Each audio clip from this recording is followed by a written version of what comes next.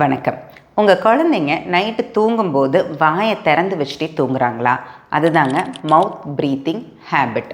இந்த மவுத் ப்ரீத்திங் ஹேபிட்டுங்கிறது எதனால் வருது, அது இருக்கிறவங்களுக்கு தாடை எலும்பு வளர்ச்சியில் என்னென்ன பாதிப்புகள் ஏற்படலாம், அதை நம்ம எப்படி சரி பண்ணுறது, அதை பற்றி தான் இந்த வீடியோவில் பார்க்க போகிறோம்.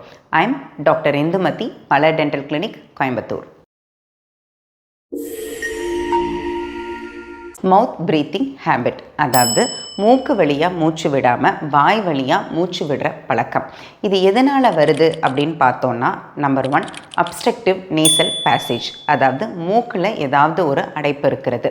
அதுக்கு காரணம் டான்சில்ஸ் ப்ராப்ளமாக இருக்கலாம், இல்லை நாள்பட்ட சளி இருமல் தொந்தரவு அதனால் மூக்கு அடைச்சிக்கிட்டே இருக்கிறதா இருக்கலாம், இல்லை மூக்கில் ஏதாவது சதை வளர்ச்சி, இந்த மாதிரி ஏதாவது ஒரு காரணத்தினால மூக்கு வழியாக மூச்சு விட முடியாமல் போனதுனால குழந்தைங்க வாயை திறந்து வச்சு வாய் வழியாக மூச்சு விட ஆரம்பிப்பாங்க.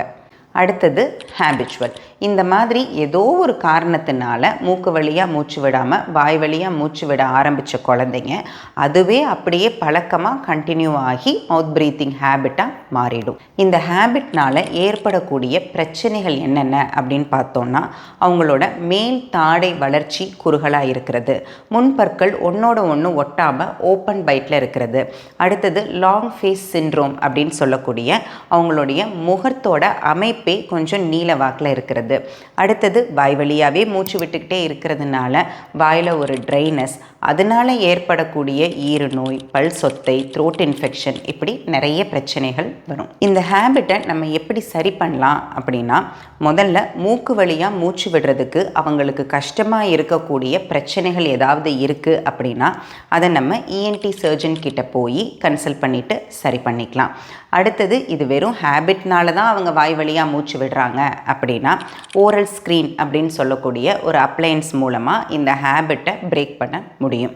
வாய் வழியாக மூச்சு விடக்கூடிய குழந்தைங்களுக்கு தூக்கமின்மை வர்றதுக்கான வாய்ப்புகள் ரொம்ப அதிகம்.